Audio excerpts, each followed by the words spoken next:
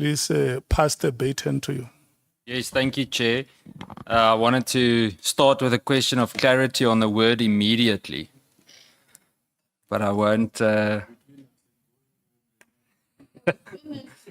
No, I'm just joking, Chair. No, we're not going to go into immediately now. Minister, firstly, thank you for your patience and explaining the definition of immediately so many times, according to you. I'm going to jump to something that we haven't actually spoken about that much today, and that is the irregularity of the Medicare 24 contract. I want to firstly start by asking you when you first picked up on the irregularity regarding the Medicare 24 contract, so that for the record. And is it something that your office discovered internally, or is it something that came to your attention otherwise? On the 20th of December last year, we were due to fly from Cape Town to Durban. And when I left the house where I stay, I then read in my cell phone and found an article written by News 24. And it caught my eyes because there was SAPS, then there was a contract, as you mentioned. So I read the whole article. It was freely available. And the way it was written, it looked factual. I mean, that's the impression I got. And then on our way with the National Commission and other people, I then shared the article with the national chair, with the national commissioner. I gave him myself to say, are you aware of this national commissioner? And he read it. And he said, yeah, no, I know about this. And I did check whether everything was done properly. And the people said, yes, it was done properly. And then, or awarded properly. And then he said, but if minister wants to get a briefing, I can organize a briefing. And then I said, please, let's organize a briefing. And indeed, that briefing was organized. Thank you, Minister. In this specific case, and you'll see where I'm getting at now regarding procurement matters, can you share with us what has been the impact on police members, if at all, and whether they're still receiving the service that they should receive? Obviously, if you take the space of time that you've been, not been in office, been suspended, you don't need to comment on that, but before that maybe, and how has this gap been managed on the ground? Now, first, so let me conclude. I left without saying whether it was discovered internal, but it's self-explanatory to what I've just said. Sure. Now, how they are closing the gap, I don't know, because surely it would take some time before another service provider gets provided, but I'm not sure about it. Thank you, Minister. So the reason I'm starting with the Medicare questions is just because I think there's a bigger problem with regards to procurement. Medicare is a very good recent example. In the recent Auditor General reports, we saw that SAPS incurred over 649 million rands worth of irregular expenditure due to non-compliance with procurement laws. That's a 140% increase from the previous year. Why, in your opinion, has there been such a sharp rise despite prior commitments to tighten controls for procurement? Irregular expenditure and other issues like wasteful expenditure are men and woman made. And they show, or they are an example of less than required attention to matters of procurement and finances generally. It means that there's something that SAPs are not doing and doing properly in terms of accounting for the finances of the department. There's no other explanation, because irregular expenditure doesn't come from anywhere. It comes from your hands, the way you handle money and the way you follow compliances. If you don't comply with prescripts of the PFMA, then that's a problem. Thank you, Minister. I think for clarity's sake, the question I'm getting at is there an increase, did you pick up an increase in procurement-related corruption or alleged corruption in SAPS? Because when you look at these numbers, usually when there's this type of irregular expenditure, it points to significant corruption of some kind. And it's not the first time that this happens. So I want to ask you if, let me maybe give more context. Also in the Auditor General report, it shows almost 2.5 billion rand that was investigated with regards to irregular expenditure that has not been submitted for further action. But I want to refer to a report from the SIU from it's probably around 2022, 2023, that was presented to you and I believe your special advisor as well regarding SAP's PPE procurement during the COVID-19 period. Before I continue with the questions, are you aware of that report? I'm aware of the report. So Minister, the SIU investigation that was placed before you confirms that Mr. Molefi Fani, who I believe is currently, or he was Mr. Molefi Fani at Treasury, he is now the Divisional Commissioner of Supply Chain Management in SAPS, was implicated in irregular SAPS PPE procurement during his tenure as the Chief Procurement Officer at National Treasury. You've been in office now for quite a few months. Obviously, we exclude the last month or two, and you're aware of these findings. What did you do to take steps in terms of Lieutenant General Fani being implicated in this significant corruption?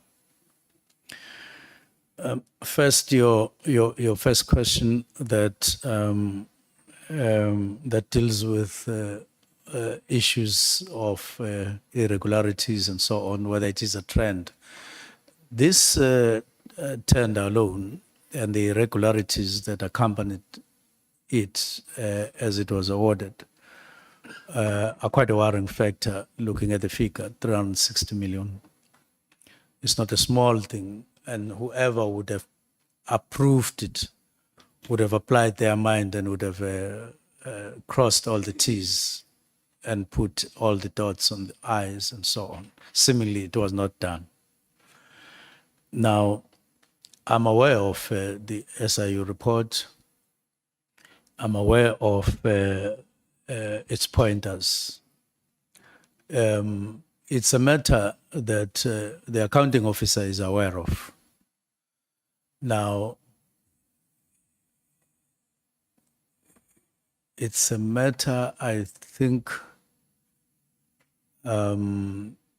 we had a discussion on, if I'm not mistaken, to say, what do we do with these matters? It points to two people. One is on suspension for a very, very extended period of around 2 years or something like that, and then general fund. Let me just say that I don't think that the accounting officer has taken appropriate action, which would be either review the SIU report, either him or General Fund. Maybe it has happened now, I don't know, but I'm not aware of it having been taken. And it constitutes quite a problem that the SIU would have a report and then there would be nothing. But I can't recall whether we had a discussion with the National Commissioner, but it's likely that I did raise the matter with him. Minister, and I say this respectfully, but I want to understand what action was taken from your office. You must understand from my point of view, firstly, we're running up to the BRRR process now in Parliament. We've got annual reports coming up. How do we grant any form of budget review or support any kind of budget review when we know that character is being implicated? I mean, the amount of money that we're speaking of with this specific case, I think it's close to 560 million rand. So it's not a small amount of money. It's significant, and well, it should be seen as significant if it's a smaller amount as well. But the point is, the perception that is created with inaction is someone is either being protected or someone is actively not doing what they're meant to do to pursue this. So are you parking it in front of the door of the National Commissioner? If so, did you follow up with the National Commissioner? Because he's the accounting officer on this. Enlighten us, please. It's just that I can't specifically remember whether we had a meeting and discussed the matter, but most probably we would have had the meeting where the matters would have been raised, and he would have the matter would have been left to him as accounting officer. But I haven't been nagging him on the matter, and it probably remains an unresolved matter. But he may have handled the matter himself, engaged SIU, and maybe they settled the matter in one way or the other. So I can't say for sure. Thank you, Minister. I think what we'll have to do from our side is invite them. We can do that on a police committee side, specifically to look into procurement. I want to move to annual performance plan related matters. So you're confirming to me that the divisional commissioner responsible for SAP's procurement remains in office. From what you know, that's from what I know as well. General Fani is still in office. Despite, under him being under SIU scrutiny, and that no interim safeguards were put in place to protect the procurement system that you know of. But when we were doing the structure, the organization structure, reviewing it, we changed that and said matters of supply chain should happen under the CFO, because before it was separate. And when it comes to accounting, I thought that looseness, if I could use that word, would have contributed to some of these problems that you're talking about. So we migrated it. And I hope that in the structure that has been signed, I forgot to look at that particular one. We said it must be under CFO, because she deals with matters of finances already. And she should have an eye, even if it's a sub-unit, on what is happening there for control purposes. That is what we did. Thank you, Minister. Minister, I think from my side, and that's why the reason why I use this as an example is that the whole Medicare Cat Matlala issue, in my opinion, wouldn't have easily arisen had this type of thing been handled with urgency. I mean, you can imagine 500 million rand. I got a message now. The members doing training at Rudapla Training Academy don't have enough food for the members doing training at the academy with the K9 members. Now, something as simple as that, making sure that money is managed properly, even in terms of the smaller amounts, could have stopped this from happening. And I constantly try to think what could have been done to prevent us from having to zoom in on this. Given the repeat findings over 5 consecutive years by the Auditor General, do you feel that consequence management mechanisms in SAPS are effective? I don't think so, because I'm not aware of such steps or demonstration of such steps. But I know that there is a commitment or determination to improve. That's why one of the days we held an efficiency and effectiveness meeting to say CFO safeguard and accounting officer safeguard the finances, because we can only optimize on what we have and then be able to do more. So I'm hoping that there's since been tighter management of finances in the department than what has been happening. So, Minister, now it comes to, and you can tell me if it's a mistake on your end or not. But in terms of the strategic plan and annual performance plan of SAPS, you signed on it, and there was specific mention of the professionalization of SAPS as one, and the eradication of corruption in SAPS. So, as two, let's call them flagship priorities for or during your tenure, how do you reconcile those commitments with the failure from your office against the senior SAPS official like Lieutenant General Fani, to a certain extent Lieutenant General Vuma, who's been on suspension for a very, very long time? How do you reconcile those written commitments with these procurement irregularities shown in the SIU investigation? I want to understand if your anti-corruption agenda is real, and if it is, why is it so slow? Now, we were meant, as we started right to the end of the year and beginning of the year, to really focus, even though at the risk of operational vis-a-vis whatever ministerial powers. But it's something that you can't help in the light of those questions which we come across in Parliament. That's why I'm talking about one coin and two sides. It becomes inevitable that you engage, and depending on the response, matters become urgent, actions become drastic. It's one case, but we were meant to focus our attention on management of finance.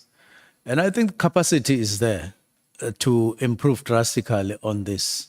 It's not like it's not there, but somehow it requires closer supervision, much more serious supervision, including from the side of the ministry, as opposed to saying, well, accounting officer is there and you leave it like that, because when things go wrong, he is not the only one. Questions like these ones come up and we're in a corner. And therefore, we were meant to follow up on those points in our strategic plan, and particularly in our annual performance plan. Thank you, Minister. I've got one more question regarding this. I want to understand, if we're speaking about professionalizing the police, in my opinion, it starts with integrity, specifically integrity in leadership appointments. That's the most critical. We can't expect things on ground level to change if we've got questionable characters supposedly leading in office. I would like to understand what message, according to you, does it send to close to 180,000 SAPS members, including administration, obviously, if a senior official, actually in this case several senior officials, are linked to procurement fraud and they remain in charge of those divisions? What message does that send in terms of accountability? It does affect it lower, pointing to a lower direction rather than upwards. In other words, it doesn't inspire, it doesn't demonstrate that you are serious about these matters. And for that to be in place, you need to be one. You need to believe in one thing, all of you, ministry and top management of SAPS, that there needs to be changes and they need to be taken seriously.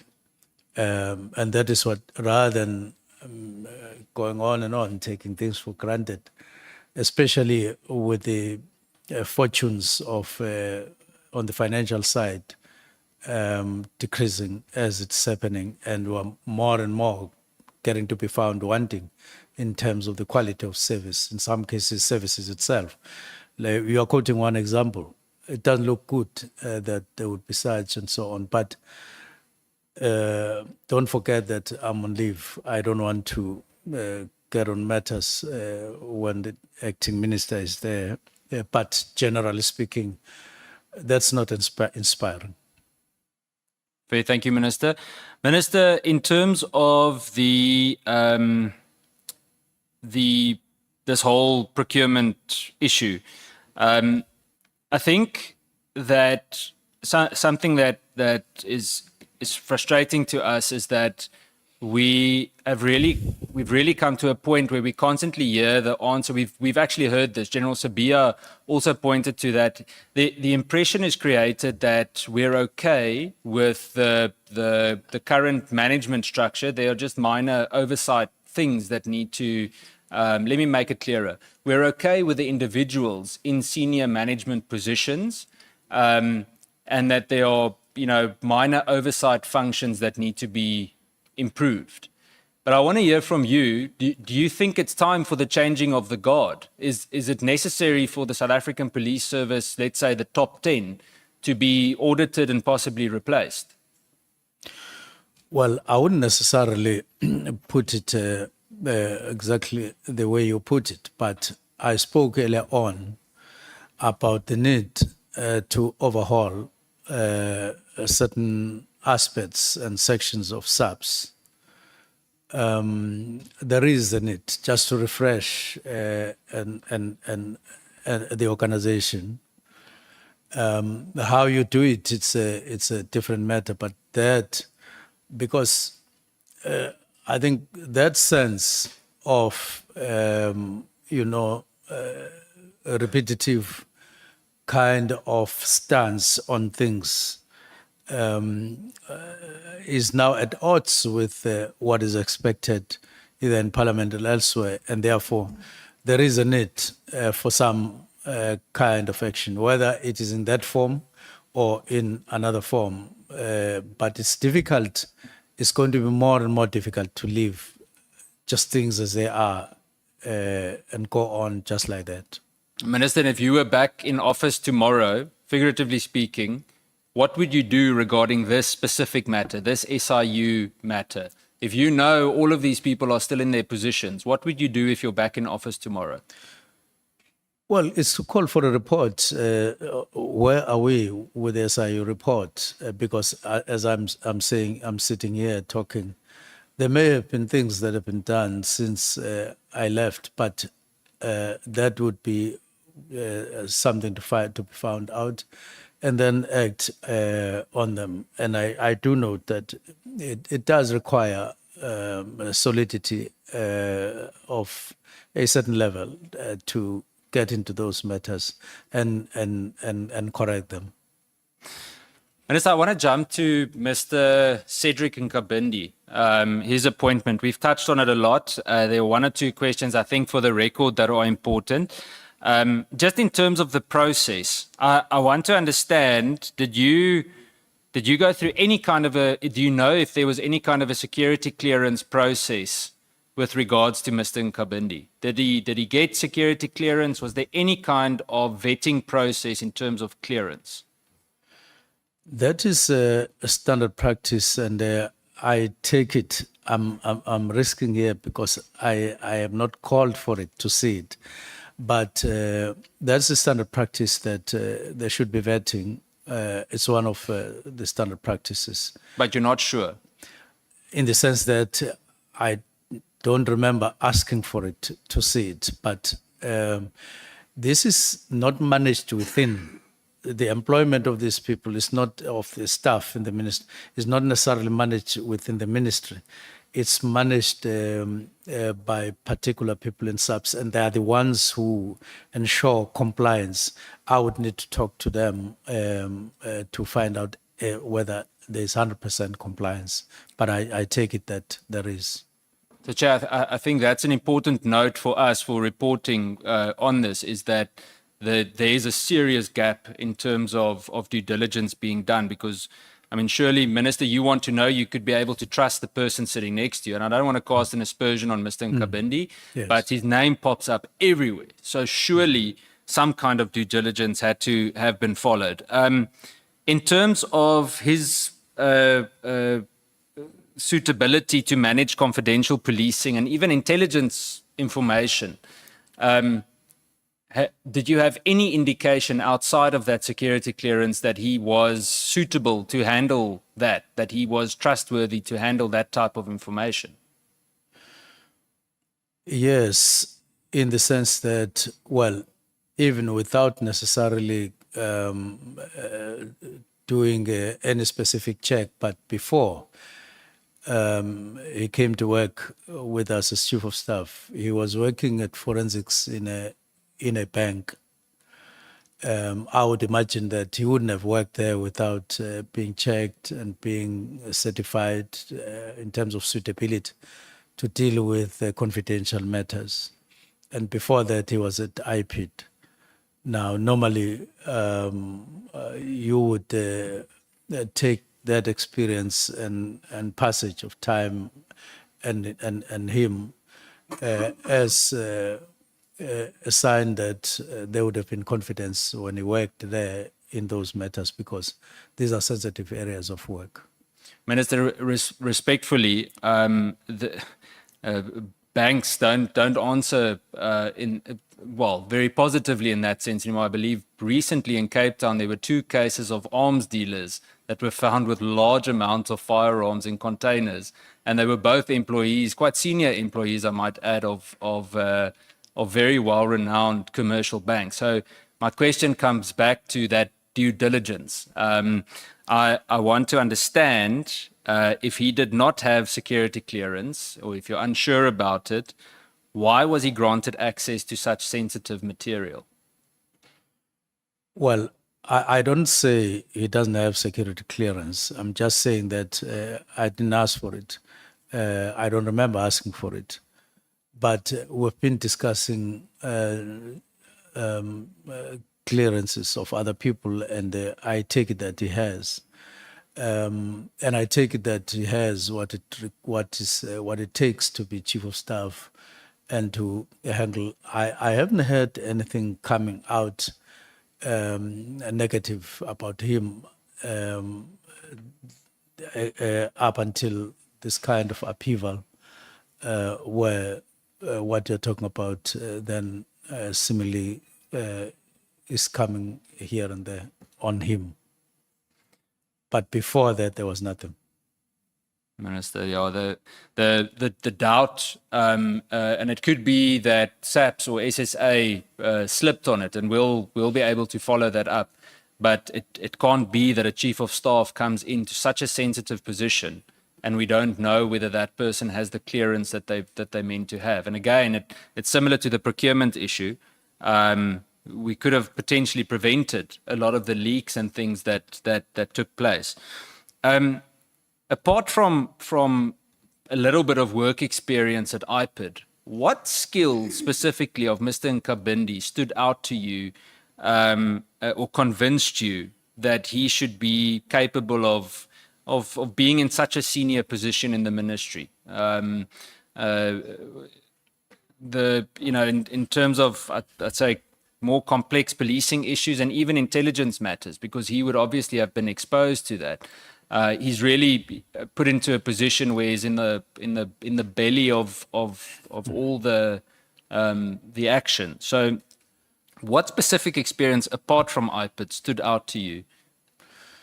Yeah, firstly, I wouldn't want us to create an impression that the leaks that you are talking about, referring to, are from his part. We just park it like that, without suggesting such. But to be specific on your question, I did talk about my experience of him at IPIT, when he was at IPIT, in terms of investigating the complaint that I had laid with IPIT. What specifically impressed me was the detail in terms of how he went about doing this job and bring it to finality. I was quite impressed, and it was the first time I had met him, and I felt that there was integrity throughout the process when it was done, and I was far from looking at ever working with him at that time because I was at home. And therefore that is what I picked up at that time. Has he ever issued any instructions or correspondence or directives to SAPS or IPID officials on your behalf? No, not that I know. But at one point, we had I think a small discussion following a letter he had received from one of the members, and that he processed it to Ad-hoc. I think it followed a little chart or something like that, but he sent it. But I can't recall any other instance where he signed in his name and sent a document out. And Minister, was he involved in any way in the drafting or the timing? I understand that you went and gave the closing of the PKTT thought at home and so on, but did he play any role in the drafting or the timing or communication of the letter to disband the PKTT? No, he just relayed things as I gave it to him. Have you received, sent to special advisor? Have you received? Now you can then send it to specific people as indicated. So Minister... So it didn't play any role in drafting. Okay. Do you still, I mean, at the moment, you're not actually sure if he has security clearance, right? In the sense that I didn't see it. I don't recall asking for it. Yeah, but you either know he has or he doesn't have. Yes. So do you still stand by your decision to appoint Mr. Nkabindi as the Chief of Staff to your office, given the concerns or the doubt in terms of his vetting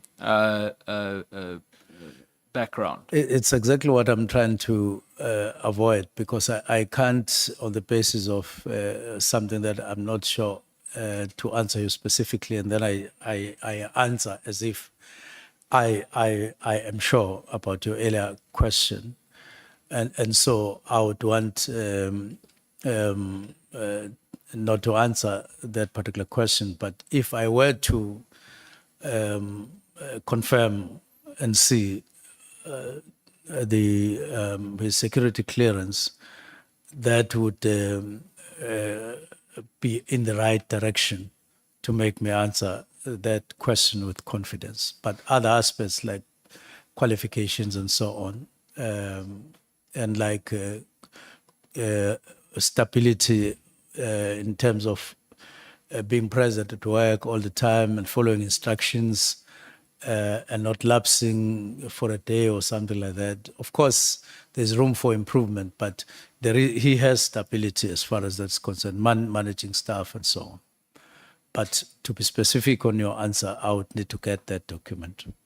Minister, so we can actually remove his name from it. To me, the fact that there's any doubt regarding this key person, the fact that you don't know and that you're not sure, is a cause for serious concern, because it means that there's a breach in terms of vetting and security of your office. It means that the potential leaks, and I'm not, again, remove his name from it. The point is that there could have been several other people that also didn't have clearance.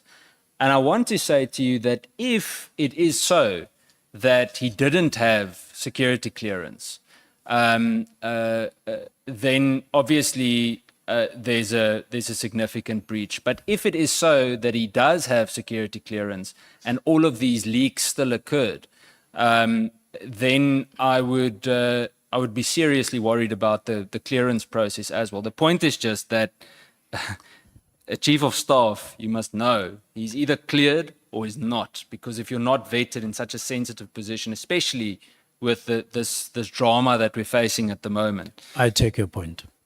Thank you, Minister. Minister, I've got 4 or 5 last questions, but they're yes or no questions. I see the Chief Whip here from the corner of my eyes watching me, glaring at me. I can hear him whispering in Zulu to me. But I've got brief yes or no questions. The first one, yes or no, your affidavit explicitly states that the President agreed to close the PKTT. Yes, it says so. Yes or no, you issued the immediate disbandment letter without an approved transition plan.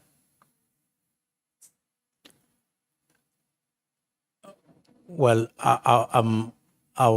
you will excuse me, I can't use yes or no there, but I will say, yes, there was a directive, but it pointed at a preliminary report because I couldn't go to somebody and say, Fair. give me a transitional plan before I did that.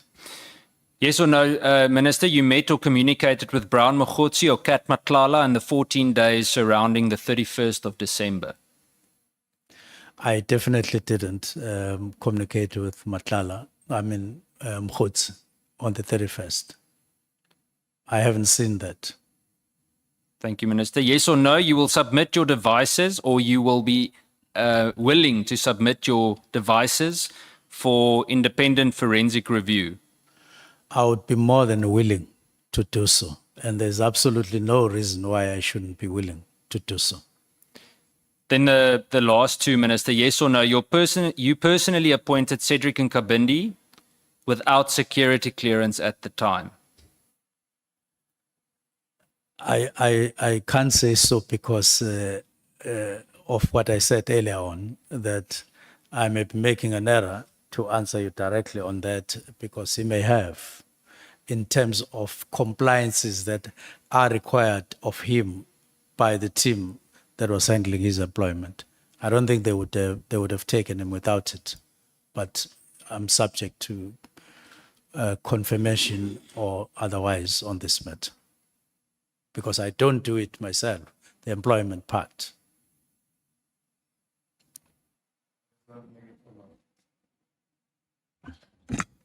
Let's check with Honorable Cameron, because he was concluding. Yeah, just on the question before of handing over the gadgets to whatever independent, you are willing to hand over the gadgets even to the police who were turned away at the gate if they've got the necessary requirements? Yes, my yes applies to them exactly. Okay. Sure. Minister, then my last question, and this is more a matter of opinion. It's not a yes or no question. And Chair, this is my last question: is do you think this whole drama? I keep calling it the drama, but is it a factional? Is it a factional fight of sorts inside the South African Police Service, or is it really about drug cartels, or is it both? I would like to hear from you, and by this I'm not discrediting any theory at the moment. I don't want to, because there's still too much that we need to hear, and I also think a perception is created that a lot of this happened in the last 6 months. But if you listen to everyone that has spoken so far, things date back as far as when Minister Becky Cele was the national commissioner, or we hear the names of Ria Piecha or Minister Nathi Mthethwa, former Minister Nathi Mthethwa. So I want to understand from you, in your just your opinion, What do you think is going on? What's the reason for all of this? I would say it's a combination of factors.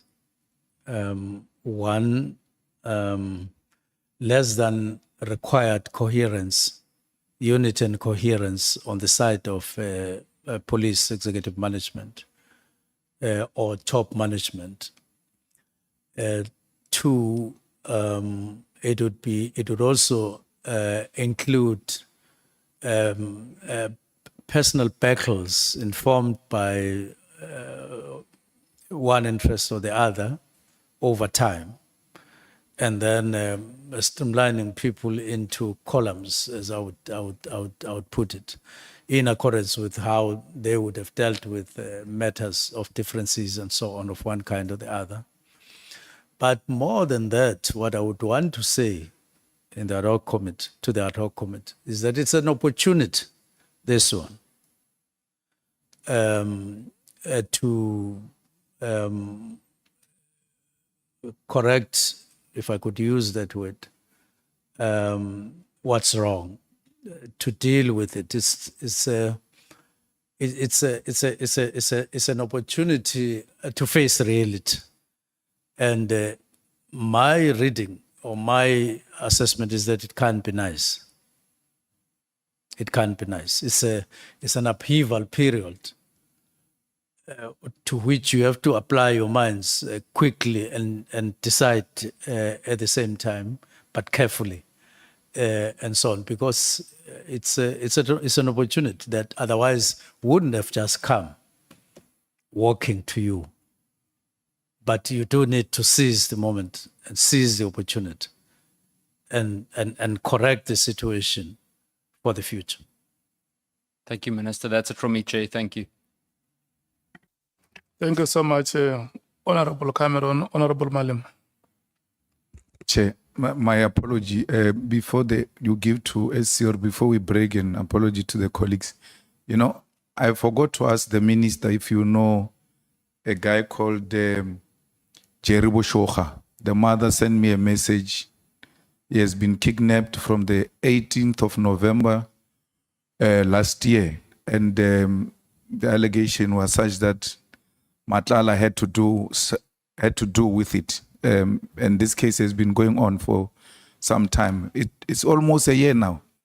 A person disappears, a high profile linked to Matlala, that Matlala is involved and all of that. And police seems to be helpless about the whole situation. I'm sorry if you don't know it, but it's a guy who has been kidnapped from 18 November 2024 until today. And the mother asked me to ask you, where is her son? If I could just check, is it not someone from the East Rand in Gauteng? Somewhere in Gauteng, there in Pretoria or something. I can't suddenly recall the name, but in terms of where. But the name isn't unfamiliar, and the incident, I wanted to link it with the East Rand, a case that I would say I at some point came across it. Now, then to say that from where I sit, there's been progress on most of the cases.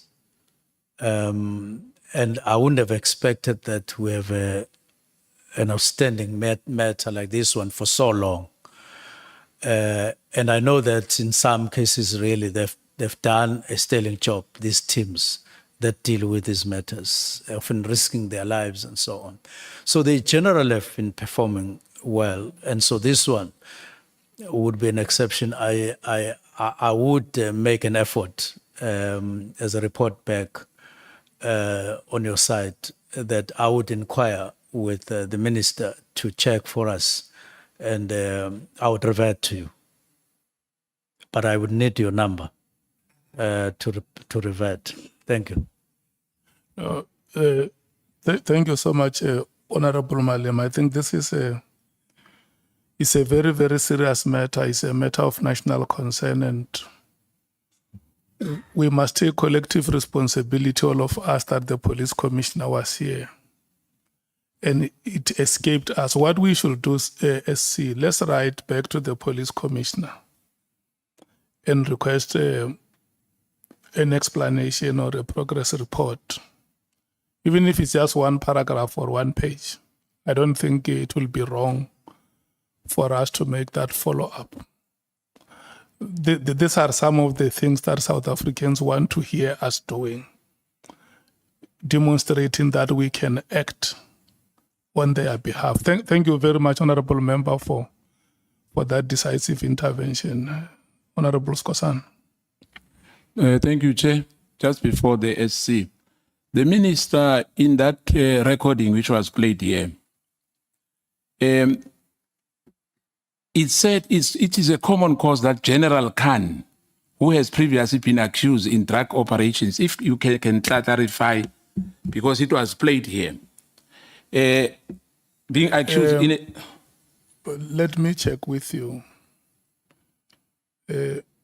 because I thought you are asking a clarity-seeking question based on the matters that Honorable Cameron was raising. Because if you do this, it means I must now open to all members to come back with any matter that...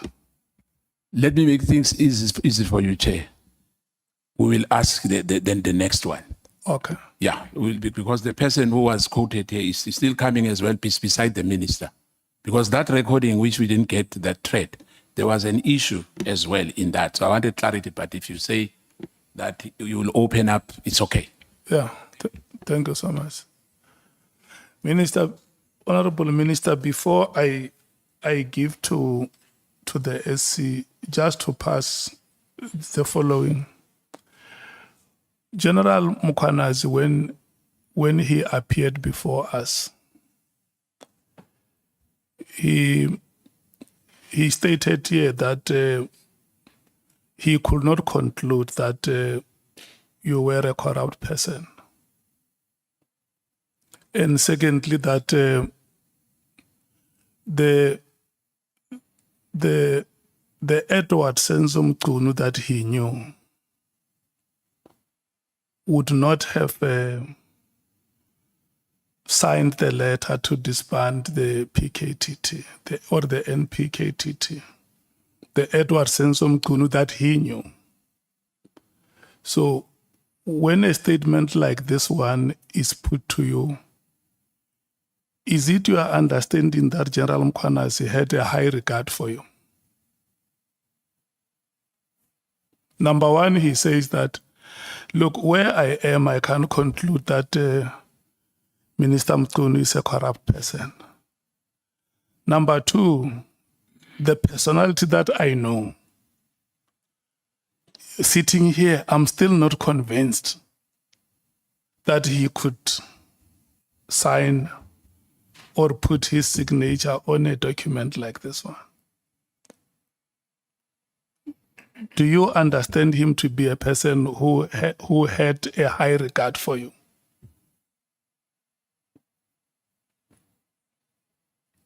Well, Chair, it's quite a difficult question to be fair, to say, I know so-and-so, he has a high regard for me.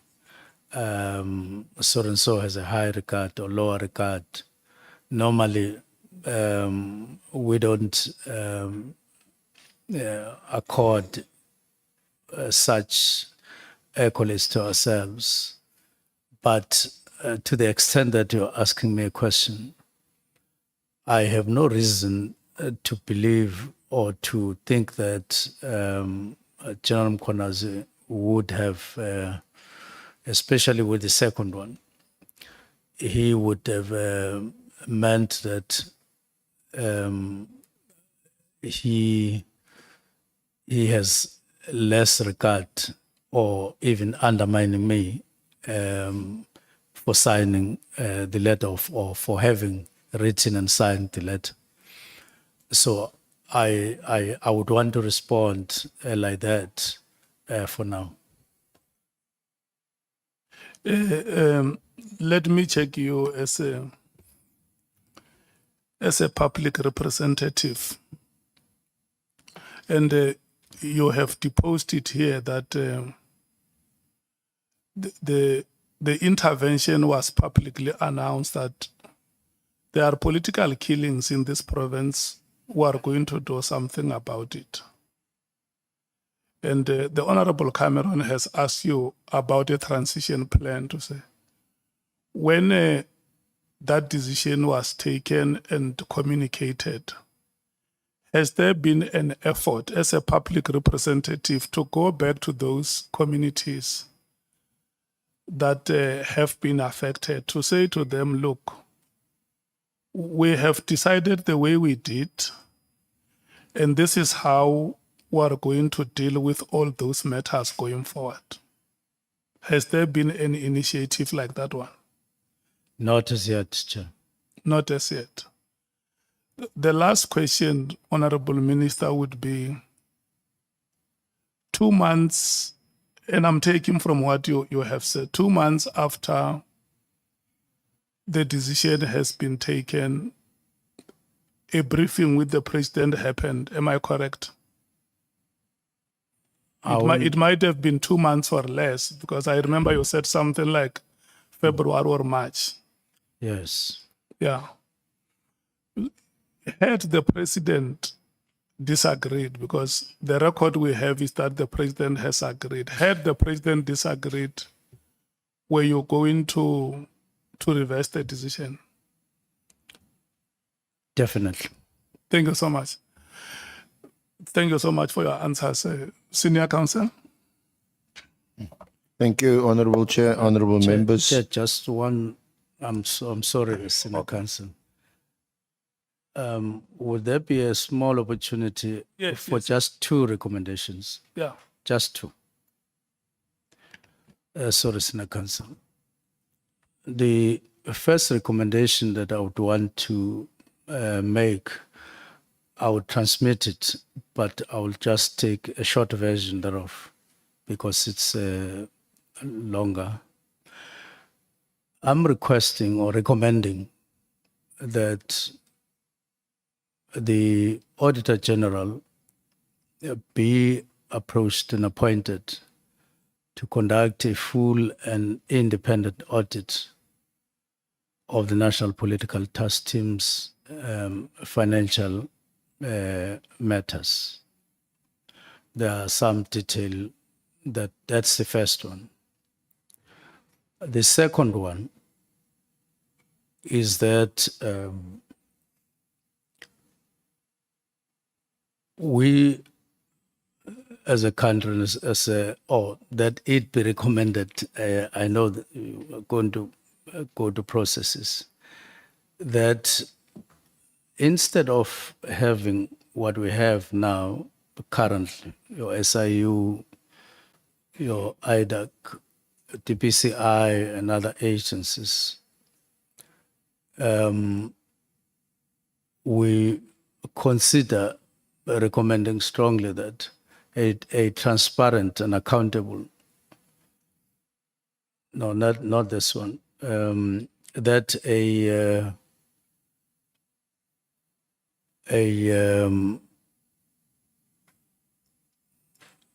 single independent anti-corruption agency be seriously considered, because standing as we are, all of us in the security cluster know and acknowledge that we are very weak in the light of the kind of criminality and including corruption and complexities thereof that we are facing, that these matters be considered urgently. Thank you very much, but I will transmit the whole thing. No, thank you so much, Honorable Minister. Senior Counsel. Thank you, Honorable Chair, honorable members, Honorable Minister. The first 2 questions, and again, I'd also request that you answer a yes or no, or give a short response so that I can get through my questions. The first 2 both relate to what happened on the 5th of March when you appeared before the Portfolio Committee. At that, I can read back to you what you said, but would you agree that at that meeting, that appearance before the Portfolio Committee, you did not mention to the committee that PKTT was an unlawful or illegal structure? Yes, I didn't mention that. You didn't mention it, notwithstanding the fact that there was a presentation which was on the agenda. The presentation was made by Brigadier General Kumalo in response to your directive, and he then mentioned that he spoke about how the unit or the task team would be phased out. Yes, that was the content of the presentation on the 5th, the phasing out. Related to that, you're not aware that the Auditor General, whom you've now requested to conduct an audit into the PKTT, as ironically, there's no report from the Auditor General that you're aware of that accuses or finds that the police have incurred unlawful expenditure because they've been funding or budgeting for an illegal unit or structure? The report is just on standard criteria, or like pointing at irregularities. It doesn't point to a particular area of subs, just irregularities and other findings. In other words, the Auditor General has proceeded on the basis that the PFMA and other procurement policies and prescripts have been complied with.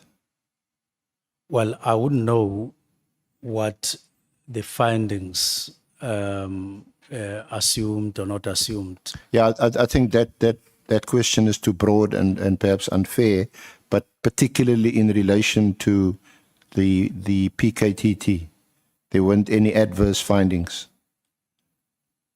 Well, Senior Counsel, nor was there any finding in any other particular area like procurement, like this. I don't think the report would have been specific in a particular area. Okay. Now, we heard from you that one of the reasons that informed your decision of the 31st of December, that's the directive of 31 December 2024, was inter alia hearing complaints from Professor Mary Das, and also from Ms. Mashali.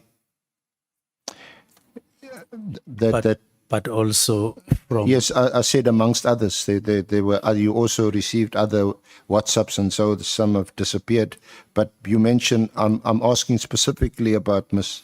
Mashali, and you said that you, because she's a serial complainant, isn't it, in the police, very well known, you referred her complaints to the Inspector General for Intelligence. No, I said I just wanted to know who Patricia Mashal is, not the complaints, but just her. I asked this. Well, did you get the response from the Inspector General? He did respond. What was his response?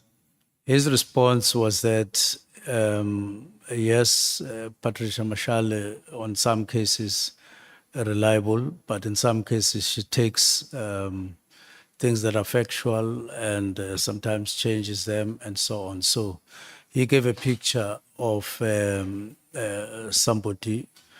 I concluded that when you receive something, read it, but how you process it, you need to think carefully.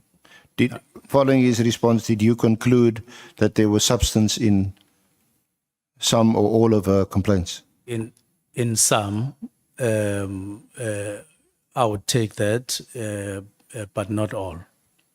Now, this is how you responded to the committee.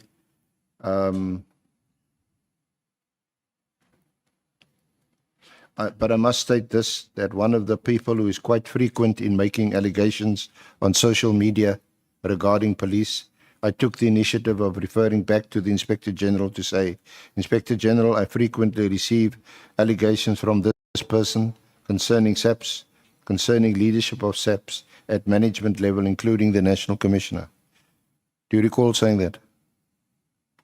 And some of them appear quite serious when you read them and so on, but you lack verification or validity thereof, and you can't make up your mind when you are not sure of the validity. So the Inspector General, I wrote him a letter, and after some time, he did respond on what you submitted. These are very, very doubtful, and it was quite a bulk of allegations that I received up to them. About 75%, if not 80%, that they are proven to be untrue. And then the remainder could be or could not be subject to investigations and so on. So all I'm putting to you onto the table is that this was a response, there was a response. It appears to be the case from your answer and what you got back from the Inspector General, that this is a person who makes mostly 75%, 80% unproven allegations against people in SAPS. That's what the Inspector General would have said. Well, the point is, she, Ms. Mashali, and the House with amongst two of the people whose complaints you relied on to inform your decision to issue the directive.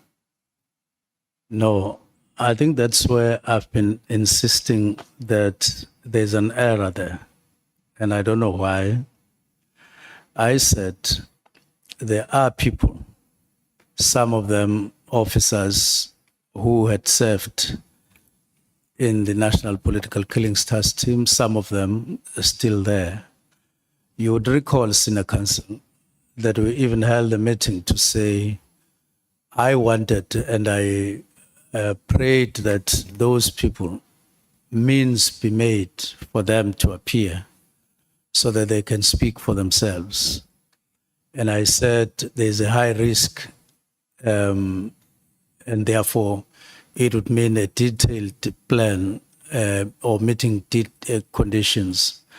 So I would want to really avoid just highlighting those two. I even said just because they are able to write and so on, then we take them alone. Yeah, Please, Minister, let's not do that. Sorry to interrupt you. Yes. I've got limited time.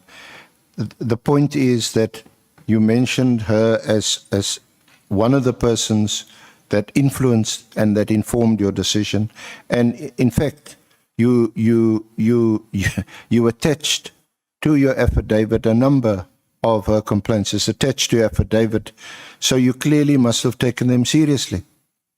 Why would you attach the social posts of a person whom the Inspector General already said, at the very least, you know, be wary, be careful, because 75, 80% of this stuff is not true. It was just for information, not to use it to weigh what I considered. It was not. It was just to be available. Yeah. And I spoke at length about these people that I spoke about. But I also, as you remember, Senior Counsel, the issues of budget, of structure. So I wouldn't want Mary DeHaas and Patricia Mashale to be the only reasons for the directives, because that's not the case. Then, just in relation to the appointment procedure of Nkabinde, he would have been, well, you were the Minister of Public Service and Administration, so you should be well aware of these procedures. But the appointment would be in terms of Section 9, which relates to executive appointments, and read together with the regulations 65 and 66. And the point about that is that when it comes to executive appointments, chief of staff, they have to be advertised openly or publicly. But there is some procedure. You appoint the panel, the executive authority appoints the panel and makes the decision, and a contract is then concluded, but not for longer than 3 years. That's what the regulations say. But the point is, a chief of staff would be the ultimate person in your office that you must trust, isn't it? Yes. So there's still a gap for me in your disclosure about whether you knew Nkabindi, whom you met 2017 when he came to your place with McBride. We also know that by the way, that Nkabindi brought Lieutenant General Mchunu to your house when you were the Minister of Water and Sanitation. Brought him to your house. So he is a bit more of a comrade, is it? He's an associate? No, firstly, I wouldn't put it the way you're putting it, that he I'm asking. that he brought General Mkhunu's, because that has a different connotation. I think I said I take it that they had a discussion on their own. They agreed that they would come and would have a chat. So it was mutual consensus among the two of them. It would have been. By the time they spoke to me, I took it for granted that they would have spoken. They know better what happened before they came. And so what was the question, Senior Counsel, on that? Sorry, Minister. I'm trying to follow up on what were you wanting me to answer. I was just straightening correcting the other impression. I was saying that for me, I'm not sure whether that concern is shared by the Honourable Committee and the Chair, but there seems to be a gap, given that the person, we agreed at least on this, the Chief of Staff must be the one person in your office that you must trust. Yes. Honourable Cameron has already raised the issue of whether he had security clearance or not, that issue's open. So I was just inquiring about, having met him only in 2017, and between 2017 and your appointment as Minister of Police, you occupied two other portfolios, isn't it? Public Yes. Service Administration, Yes. and then Water and Sanitation. And Mr. Nkabindi was somehow still around. And then you appoint him in 2024. I did say that we kept contact, but we're not working together. And that contact was not necessarily frequent, but we kept talking about this and that. So it's not like it was 2017 and then appointment as Chief of Staff. It didn't happen that way. Okay. Just on the Matlala affidavit, I did And let see... me just, sorry, Senior Counsel, may I request that his appointment, there is a person or there are people who are responsible for this in SAPS independently to say what exactly and how, so that you get an independent and comprehensive. It's something that can take less than an hour, so that you come, you are on top of how he was appointed. Yeah, you have offered us the personnel file, whatever file, for us to have a look at the appointments, the procedures, whether they were complied with or not. So if any questions, we'll place it before the committee, and if there's any questions, we'll put it to you in writing for your response. On Matlala affidavit, we did, I think it's the the email that was read out yesterday. I had also seen it this morning. It seems to have been unsolicited and came from Matlala's lawyers, offering this affidavit to you. And it appears that it's not your lawyers that had solicited the affidavit and had gone to CMAX to obtain or to procure the affidavit. The IMC, we understand, and this will be confirmed tomorrow by General Pele. He wants to still be called General.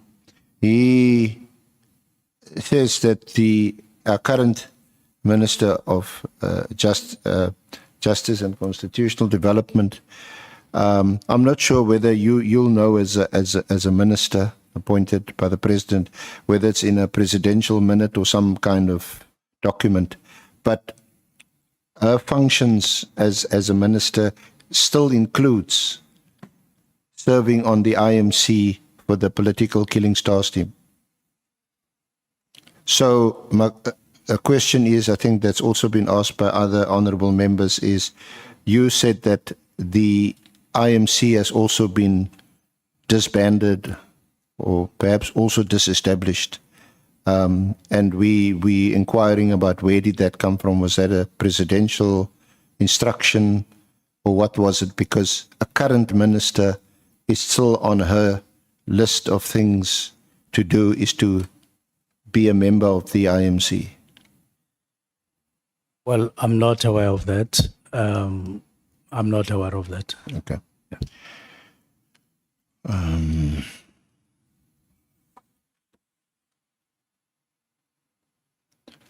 Oh yes.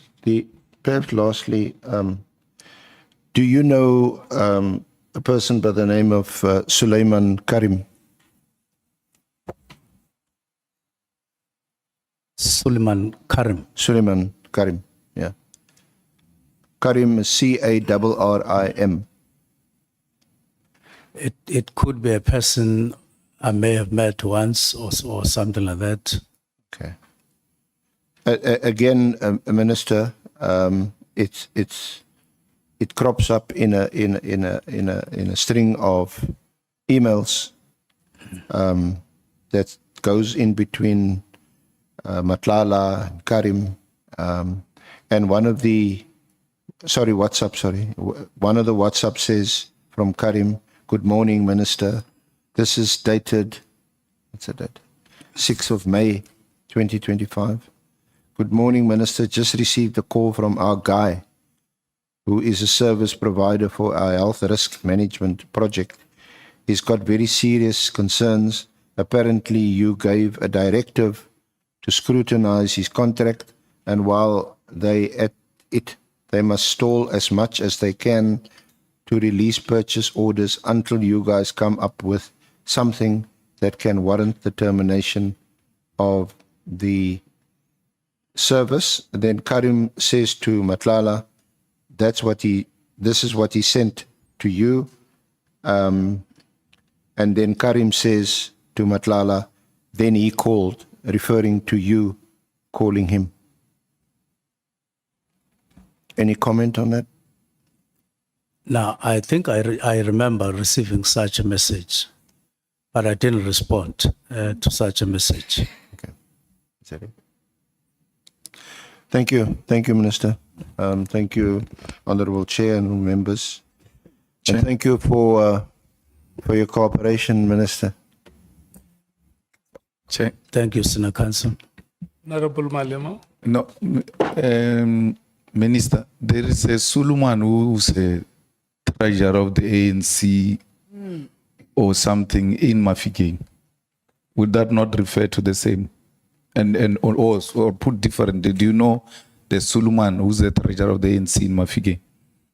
Regional treasurer. That's why I'm saying it's somebody I may have met, but I can't say this is a person who I would know or identify when he comes here, because I may have met him not more than once. Honorable Ngola. Thanks, Chair. No, the text read by the SC also suggests that there was a call made by the minister after the text. So just to confirm with him, did he call after having received the message from the guy mentioned? Thank you.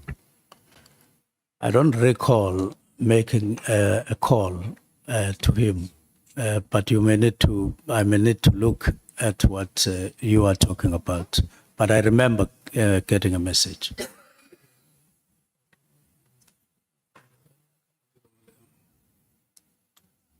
Are you satisfied? I'm fine, Chair. Thank you.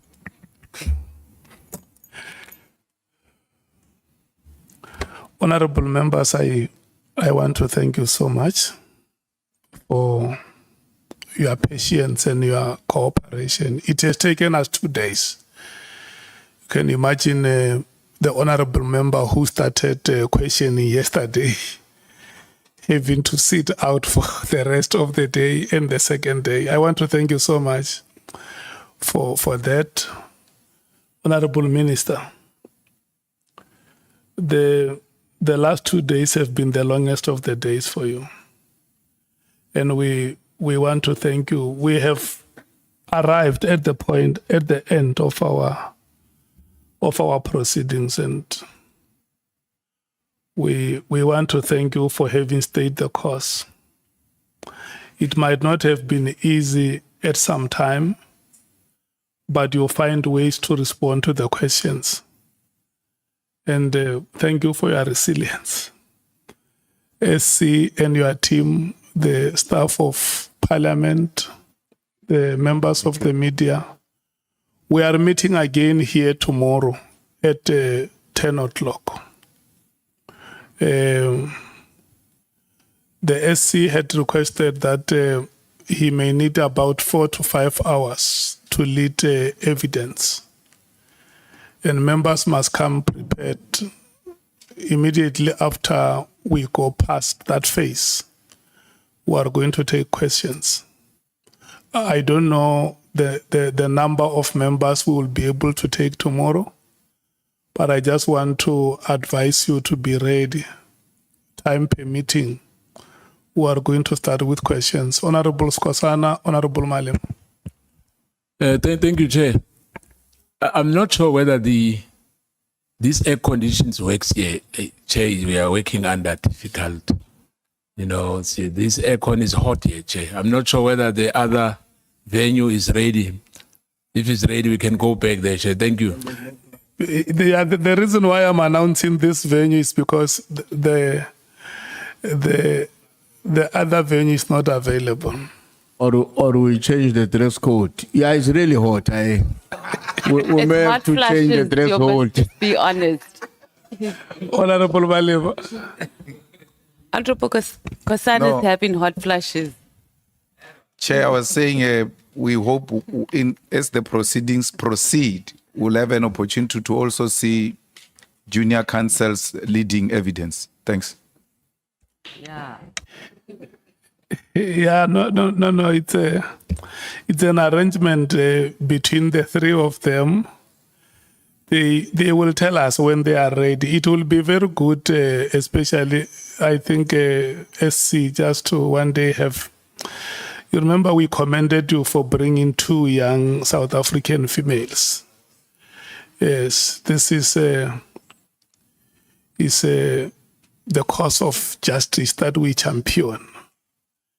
If we are conscious to the difficulties the women of this country have gone through. We have discussed it, and it's entirely up to them to take up the opportunity. I suspect we're not we'll see rushing. them in action next week. We're not rushing you, SC, and Advocate Zika. We're not rushing you, Advocate Mokhais. We just say at the time we're not saying immediately. We're saying at the time you feel you are ready. Just just let us know that. It's the, I'm discussing them along the lines of the ministers immediately. Okay. Next week, immediately. Thank you so much. We have come to the end of today's proceedings.